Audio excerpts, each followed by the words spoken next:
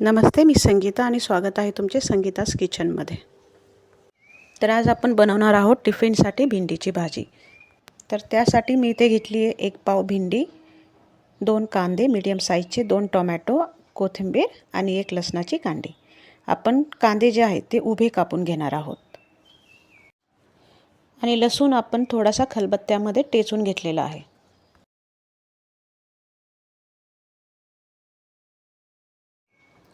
कढईमध्ये तेल टाकायचे आहे। तेल टाकल्यावर त्याच्यामध्ये आपण टाकणार आहोत 1 चमचा जिरे, छोटा चमचा, आणि 1 चमचा मोहरी। पहिली आपल्याला मोहरी टाकायची आहे। मोहरी आणि जिऱ्यानंतर आपण टाकणार आहोत जो लसूण आपण कुटून घेतला होता तो। लसूण आपल्याला सोनेरी रंगापर्यंत होईपर्यंत त्याला आपल्याला फ्राय करून घ्यायचं आहे।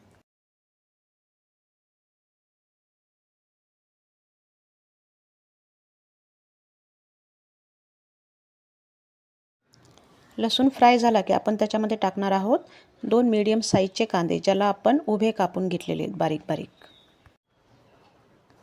मीठ टाकून आपल्याला कांदा चांगला फ्राय करायचा आहे।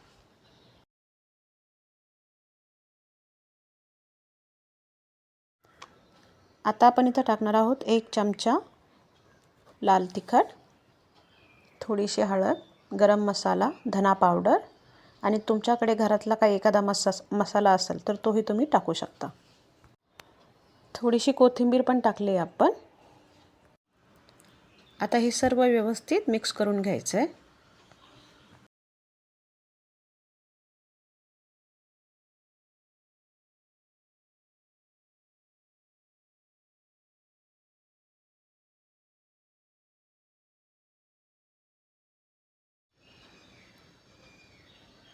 आता आपण टाकणार आहोत टोमॅटो, जे आपण चिरून ठेवले होते, आणि व्यवस्थित मिक्स करून घ्यायचे।